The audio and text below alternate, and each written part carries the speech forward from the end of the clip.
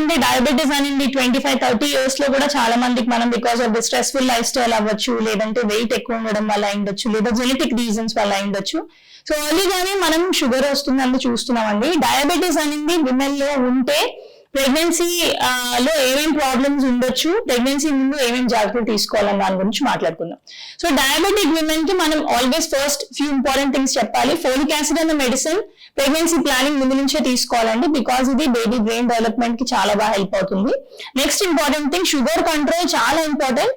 మీ sugar control కోసం మీరు ఒక ఎండోక్రైనాలజిస్ట్ కానీ లేదంటే ఒక physician with diabetology or special interest in diabetes ఉన్న వాళ్ళ అండర్ లో ఫాలో అప్ లో ఉండాలండి. అండ్ HbA1c అనేది 3 months లో మీ షుగర్ కంట్రోల్ ఎలా ఉంది అని చెప్పే టెస్ట్. ఈ టెస్ట్ మీరు చూసుకున్నప్పుడు HbA1c వాల్యూ 5.7, 6 కన్నా తక్కువ ఉంటే మంచిది, ఐడియల్లీ 5.7 ఉన్నప్పుడు మీరు ప్రెగ్నెన్సీ ప్లాన్ చేసుకోవడం బెటర్ అండి. ఇది ఎందుకు అంటే దీన్ని ఎట్లా మీరు కంట్రోల్ చేసుకోవచ్చు అంటే డయాబెటిక్ డైట్ అనేది వెరీ ఇంపార్టెంట్. షుగర్స్ అవాయిడ్ చేసుకోవాలి, షుగర్ ఎక్కువ ఉన్న ఫ్రూట్స్ అవాయిడ్ చేసుకోవాలి, డెజర్ట్స్ కానీ స్వీట్స్ కానీ అవాయిడ్ చేసుకోవాలి, కార్బోహైడ్రేట్స్ తగ్గించుకుని మీ డైటీషియన్ చెప్పినట్టుగా డయాబెటిక్ డైట్ ఫాలో అవ్వాలి. Definitely some kind of exercise లేదా activity 5 days minimum in week చేయాలి. దీంతో పాటు మీరు మెడిసిన్స్ తీసుకున్నట్టయితే మెడిసిన్స్, ఇన్సులిన్ తీసుకున్నట్టయితే ఇన్సులిన్ కేర్ఫుల్ గా వాడుకుంటూ 3 months కంట్రోల్ HbA1c 5.7 ఉన్నప్పుడు మీరు you can go ahead and plan pregnancy. So ఈ కంట్రోల్ కరెక్ట్ గా ఉంది అన్నప్పుడు మీ ఫర్టైల్ పీరియడ్ చూసుకుని డే 10 నుంచి డే 18 మధ్యలో కలిస్తే మీకు ప్రెగ్నెన్సీ వచ్చే ఛాన్స్ ఉంటుంది. ఎప్పుడైనా ప్రెగ్నెన్సీ రావడానికి ముందే డయాబెటీస్ ఉన్న వాళ్ళు ఒకవేళ ఒబేస్ కూడా ఉన్నారు అంటే వెయిట్ కూడా ఎక్కువ ఉన్నారు అంటే మీ వెయిట్ కూడా ముందే కంట్రోల్ చేసుకోండి, because diabetes alone in pregnancy complications ఎక్కువ ఉండొచ్చు. డయాబెటీస్ తో పాటు ఒబెసిటీ కూడా ఉంటే ఇంకా కాంప్లికేషన్స్ ఎక్కువ ఉంటాయి. వన్స్ మీరు ప్రెగ్నెన్సీ టెస్ట్ పాజిటివ్ వచ్చింది, కన్సీవ్ అయిపోయినారు అన్నాక ఇమీడియట్లీ యూపీటీ పాజిటివ్ అవ్వగానే వెళ్ళి మీరు ఒకసారి మీ గైనకాలజిస్ట్ ని కలవండి.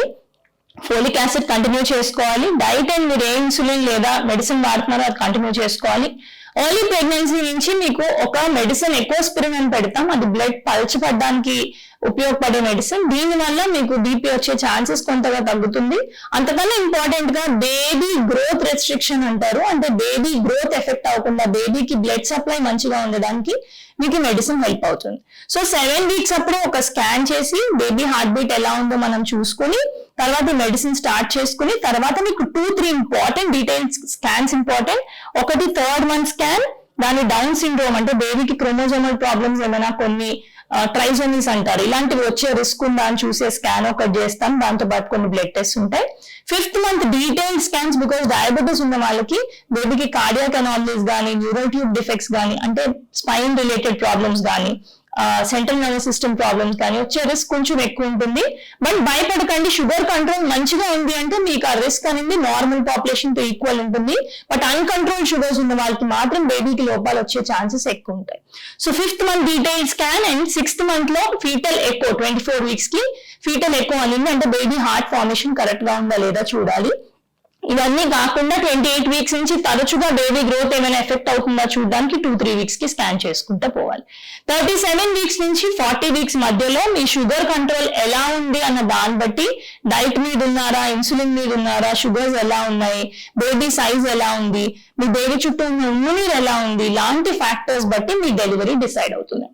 అండ్ ఇవే కాకుండా మీకు కూడా కొన్ని బేసిక్ బ్లడ్ టెస్ట్ తో పాటు మీ ఎండ్ ఆర్గన్స్ అంటే మీ హార్ట్ ఎట్లా ఉంది, ఈ డయాబెటీస్ వల్ల మీకు ఈసీజీ చేంజెస్ ఏం రాలేదు అని చూడడానికి ఈసీజీ ఒకటి, మీ కిడ్నీస్ ఫంక్షనింగ్ ఎలా ఉంది అని చూడడానికి, ఐస్ ఎట్లా ఉన్నాయి అన్నది కూడా మధ్యలో టెస్ట్లు మీకు చేసుకుంటూ ఉండొచ్చు.